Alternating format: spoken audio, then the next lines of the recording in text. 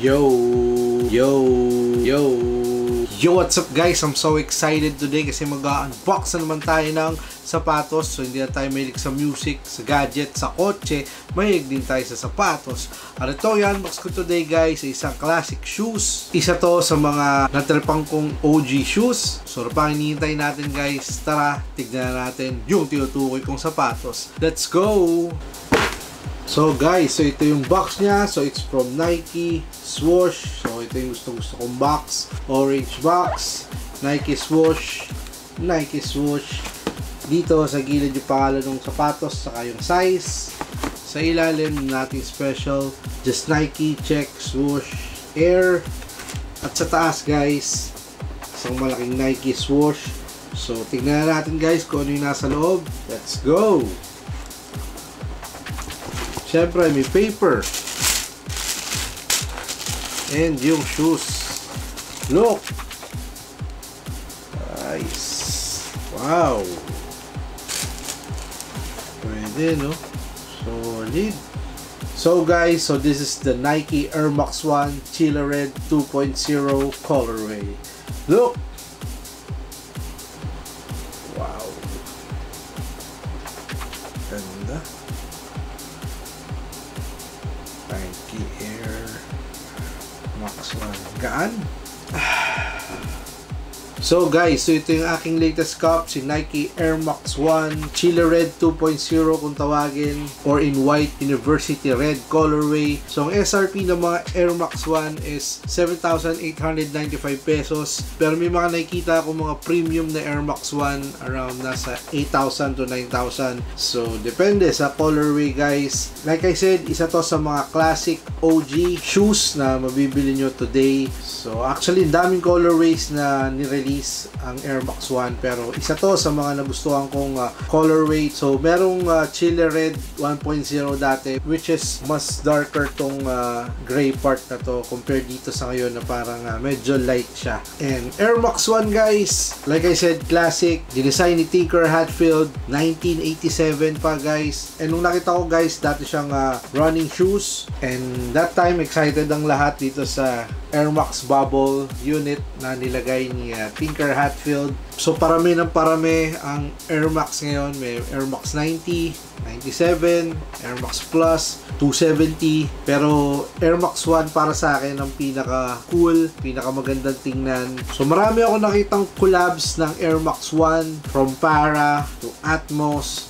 Kaya parang Air Max 1 si Lebron. So, marami tayong choices kung bibili tayo ng Air Max 1. Pero, Chilla Red man, itong colorway na to is para sa akin, madaling bagayan. Parang pasok lahat, shorts or nakapants. Walang problema. And guys, surprisingly, nung sinukat ko siya, very comfortable sa paa. I'm not really a fan, like I said, ng mga Air Max na sapatos. I'm more of a Nike Dunk Low person. So, laking gulat ko nung sinukat ko si Air Max 1 na wow, sarap niya sa paa. Although na-try ko na rin yung mga Air Max 90, 270, 97, pero Air Max 1 talaga isa sa mga, para sa akin, komportabling nirelease na sapatos ng Nike. Some say na very flat, and some say na hindi nila nararamdaman yung Air Max Bubble unit or yung cushion. Feel ko parang sakto lang siya. Hindi siya yung most comfortable shoes na marirecommend ko, pero it gets the job done. Lalo na kung pang araw-araw, pang lakad man, or pupunta kayo ng mall, grocery. Para sa akin, all-day shoes si Nike Air Max 1. And kung may triple black lang nito guys, siguro baka bumili ulit ako ng isang pair. So alam nyo namang ang hili ko pagdating sa sapatos na colorway, it's laging black. So ito guys, hindi masyadong hype. So makakabili kayo ng discounted price. Kung makakita kayo ng discounted price, kung SRP naman, parang medyo sulit din naman sa 7-8. Pero kung mga 9 plus, siguro magdidepende rin sa colorway. And so far so good. Parang head turner siya. Pag may nakikita akong susot ng Air Max 1, napapatingin ako kasi titingnan ko yung kombinasyon ng kulay. Kasi marami talagang kombinasyon ang nirelease ng Nike. Meron parang nagiging yellow to, blue, tas may iba pang Air Max 1 na nagkaroon ng check dito. So talagang head turner din para sa akin ang Air Max 1 compared do sa mga Air Max 90. I'm not hating sa mga Air Max 90 or kahit anong Air Max, yung mga 97. Pero ito talaga yung mas trip kong Air Max shoes. So guys, kung kayo tatanungin, is this a cup or a drop? Lalo na tong colorway na to, chili red na colorway. Pero kung i-rate ko tong sapatos na to guys, for me, it's 9 out of 10. Comfort wise, panalo siya para sa paa ko. Parang mas komportable pa nga to kaysa sa mga Nike Dunks low ko no? Siguro kung naging all black tong ilalim, for sure, it's 9.5 to 10 yung rating ko dito. Lalo na dito sa colorway na to. Kasi puti yung ilalim, so ako kasi pag naglinis ng sapatos, usually sinasama ko yung ilalim. So pag puti, medyo mahirap paputiin. So itong colorway na to, napansin ko may mga parang dark spots siya. Hindi ko alam kung factory defect ba yan or kasama talaga sa shoes. Pero may napanood ako na may nag-review nitong sapatos na to is para I think kasama nga siya. And actually hindi siya natatanggal kahit anong punas ko. Pero so far so good. I really love the Chili Red 2.0 compared to sa 1.0 kasi parang medyo bulky rin yung itsura nung 1.0 na parang makapal yung black area niya rito tapos sobrang tingkad ng gray. Ito, it feels light sa mata, feels light also in my feet. Siguro baka bumili pa ako ng ibang colorway nito pag may natripan tayong kulay. And usually, mare-recommend ko siya as a walking shoes talaga. Kahit running shoes siya dati, paramihan ngayon ng mga running shoes noon is ginagawang pang walking na lang o lifestyle shoes. Tulad ng mga Vomeros, di ba? Vomeros, grabe, sobrang sikat na sikat ngayon. Underrated and hindi masyadong hype. So, madali kayo makakuha sa store. Pero minsan kasi, iba-iba yung colorways na makikita natin sa store. So, hindi lahat pare-pareho. So, you need to double check websites or ibang outlets or ibang store. So, for me, Air Max 1, number 1. Yeah!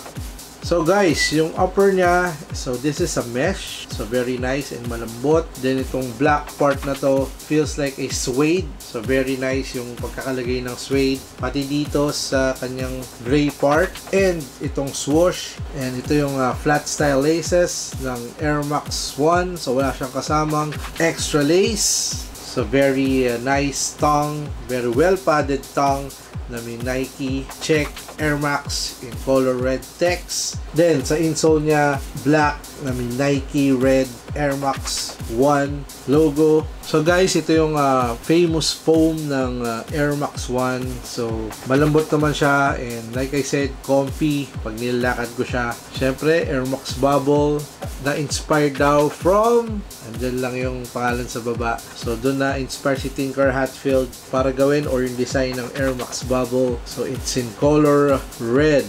And guys, like I said, ito yung ilalim or traction ng Nike Air Max 1. So dito sa taas, parang waffle. And dito sa ilalim, Nike check. And yung Air branding, white. And dito sa may area na to, it's color black. So feel ko dito sa ilalim is matibay for dry and wet conditions. Pwede siya pang araw-araw si Air Max 1. So in terms of sizing, so kinuha ko si Nike Air Max 1 Chili Red 2.0 on my true to size. So ang aking true to size pagdating sa sapatos is laging size 11. So yun yung kadalasang kinukuha ko sa mga basketball shoes, lifestyle shoes, running shoes. Lagi akong size 11. And yung fit niya guys sa akin is maganda kasi meron pa akong space ng konti, which is yun yung gustong gusto ko sa mga lifestyle shoes. So may mga nakita ko nag-vlog nito na kung very wide footer kayo is go half size up on these. Pero kadalasan na nakikita ko is always true to size. Kung ano yung kadalasan kinukuha nyo sa mga Nike shoes, yun ang kunin nyo dito sa Nike Air Max 1. Pero since marami naman ito sa store, so pwede nyo naman siya ding isukat para alam nyo yung right fit para sa inyo. Kung medyo gusto nyo snug or kung gusto nyo meron pang space ng konti, so masasuggest ko na isukat nyo muna bago kayo bumili para alam nyo yung right fit para sa inyo, para hindi rin sayang pera nyo kasi medyo mahal yung SRP niya. So guys, so maraming salamat. So isang quick look or quick unboxing dito sa ating Nike Air Max 1. Isang solid na shoes mula sa Swoosh. Sa lahat ng subscribers sa patuloy na nanonood at sumusuport dito sa ating channel, maraming salamat sa inyo man. Salute! Like and subscribe kasi minsan mamimigay tayo ng mga giveaways. And please follow me on Instagram for more updates and details sa ating mga videos, stories kung may giveaways. At kung ano-ano pa. And please also like my Facebook page kasi nag-upload din ako doon ng mga videos, stories, reels, kung ano mga trip natin. So sana guys, supportahan nyo ako sa aking mga social media accounts. And guys, kung may time kayo, kung nagti-TikTok kayo, meron din akong TikTok account. So search nyo na lang yung aking username. And nag-upload din ako doon ng mga bagong releases na sapatos. So hindi kasi natin lahat mabibili ang mga sapatos kasi sobrang daming nire-release ngayon. Kung gusto nyo makita doon ng mga bagong releases, basketball shoes o lifestyle shoes, follow nyo ako sa TikTok. So maraming salamat sa panunod ng video. Kita-kits tayo ulit sa susunod. So peace! I'm signing out. Swoosh!